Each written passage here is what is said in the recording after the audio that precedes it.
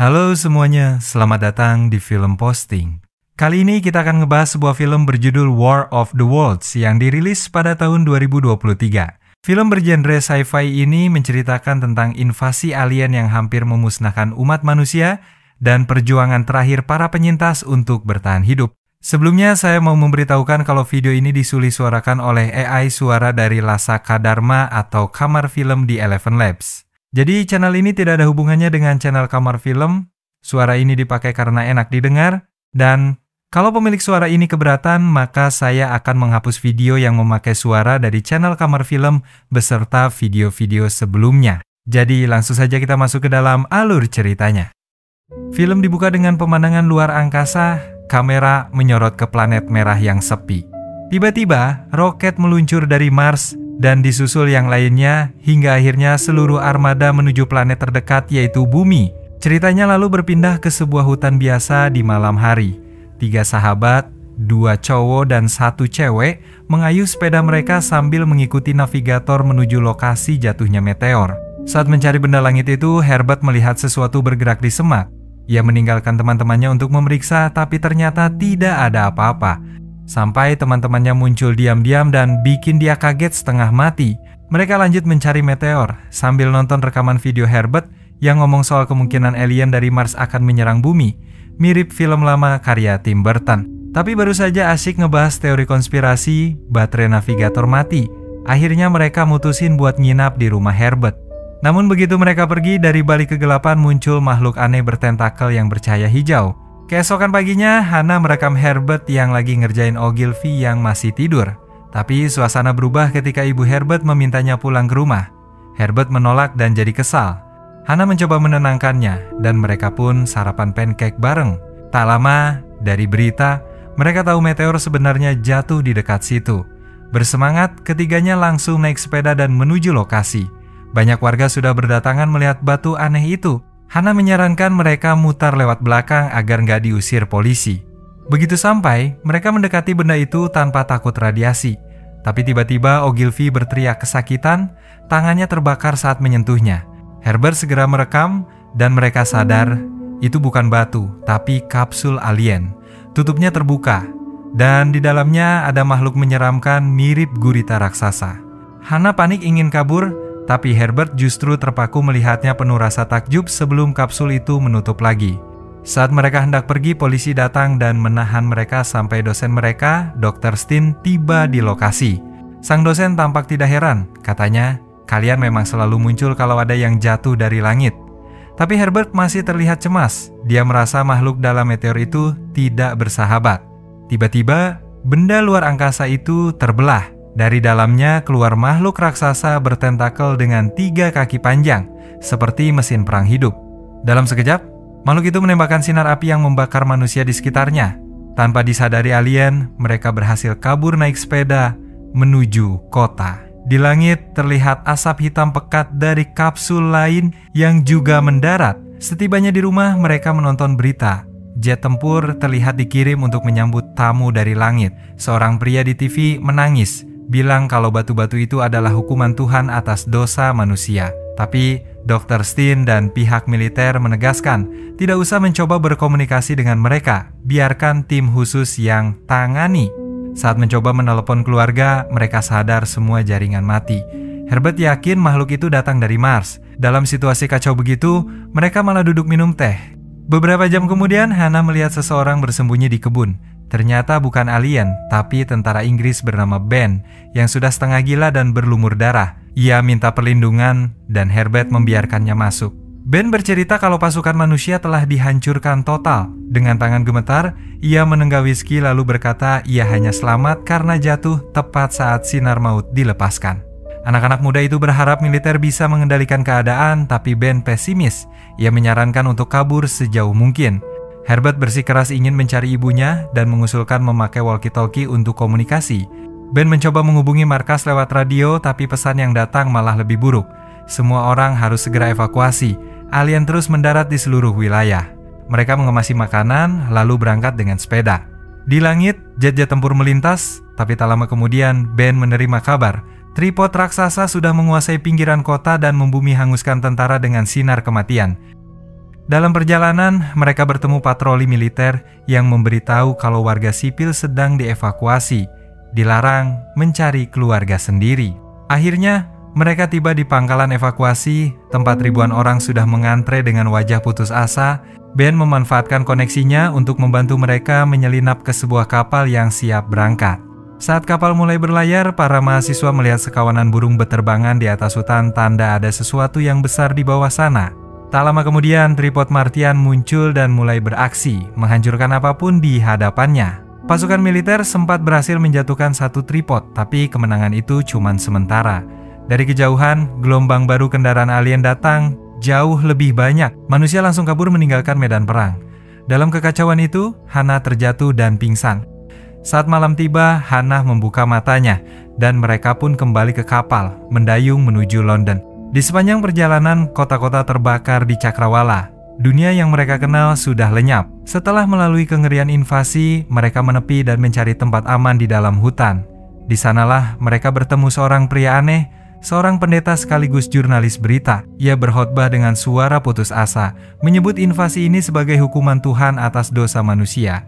Herbert, yang sudah lelah dengan omongan apokaliptik, hanya bertanya arah jalan dan berniat pergi. Tapi pendeta itu malah mengikuti mereka, terus berkicau tentang keselamatan dan kehendak Tuhan. Mereka akhirnya menemukan rumah kosong yang ditinggalkan pemiliknya terburu-buru.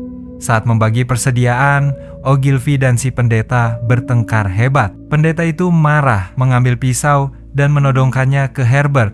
Herbert mencoba melucuti, tapi justru terpojok. Pisau dingin menempel di lehernya. Setelah ragu sejenak, pendeta itu akhirnya melepaskannya, berkata dengan nada aneh bahwa Tuhan akan memutuskan nasib mereka. Ogilvy menyarankan untuk segera pergi, tapi pendeta menolak.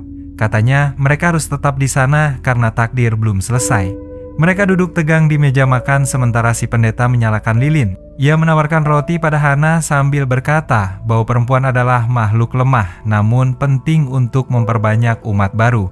Jelas sindiran yang membuat suasana makin tidak nyaman. Saat botol anggur kedua hampir habis, Herbert akhirnya bertanya, "Apa yang membuatmu meninggalkan prinsip agamamu?" Pendeta itu menatap kosong dan menjawab pelan, "Aku tidak meninggalkannya. Aku justru lebih dekat pada Tuhan dari sebelumnya." Sebelum tidur, pendeta itu memperingatkan mereka dengan nada mengancam, "Jangan ganggu aku, atau aku akan melukai kalian." Malam pun berjalan tegang. Herbert tak bisa tidur, terus mengawasi pendeta yang terlelap di sofa. Saat ia pelan-pelan mendekat untuk mengambil pisaunya, suara aneh dari luar membuatnya berhenti. Lewat jendela, mereka melihat tripod raksasa lewat perlahan. Meskipun tak berhenti di sana, ancaman masih terasa. Tiba-tiba pendeta terbangun, mengacungkan pisaunya sambil berteriak tentang murka Tuhan. Mereka memohon agar ia tenang dan menjauh dari jendela, tapi pendeta malah makin berkhotbah keras, seolah sedang berkhotbah di tengah kiamat. Ucapan gila itu mendadak terhenti ketika tentakel hitam muncul di jendela. Dalam sekejap, pendeta disambar dan diseret keluar sambil menjerit. Tentakel itu kembali merayap mencari mangsa lain, sementara para mahasiswa bersembunyi gemetar di balik meja. Setelah tak menemukan siapapun, makhluk itu akhirnya pergi, meninggalkan rumah dalam sunyi mencekam. Keesokan paginya, radio band berbunyi. Mereka saling bertukar koordinat, lalu Herbert dan teman-temannya berangkat menyusuri kota yang kini sepi dan hancur. Di sepanjang jalan mereka melihat rumput merah aneh menutupi bangunan. Hannah menebak itu bagian dari proses alien mengubah bumi menjadi seperti planet mereka sendiri. Di atas bukit, mereka melihat kilatan cahaya. Ternyata pantulan sinar matahari dari cermin milik Ben. Ben senang melihat mereka masih hidup dan mengajak ke kamp barunya, gubuk sederhana dari ranting dan lumpur. Di sana ia menjelaskan bahwa serangan alien terus berlanjut dan pasukan manusia kalah di mana-mana. Menurut perintah militer, kini satu-satunya rencana yang tersisa adalah bersembunyi di bawah tanah. Tapi Herbert menolak. Ia ingin melawan, bukan bersembunyi, meski Ben dengan sinis mengingatkan, "Kau bahkan tak bisa menghadapi satu pendeta gila, apalagi seluruh armada Mars." Untuk membuktikan situasinya memang putus asa, Ben menyalakan radionya lagi. Suara dari markas terdengar jelas. Laporan demi laporan kekalahan menyebar di seluruh negeri. Para mahasiswa itu bersembunyi di hutan sambil menunggu kabar. Ogilvy terlihat bermain-main dengan granat, sementara Hannah mencoba menenangkan Herbert yang tampak putus asa. Dalam tekanan dan ketakutan, Herbert akhirnya punya ide. Ia ingin mencari tahu mengapa para alien menculik manusia dan mengajak teman-temannya ikut dalam misi gila itu. Di kota London, tripod-tripod Martian berkeliaran, menembakkan sinar maut yang membakar apapun di sekitar mereka.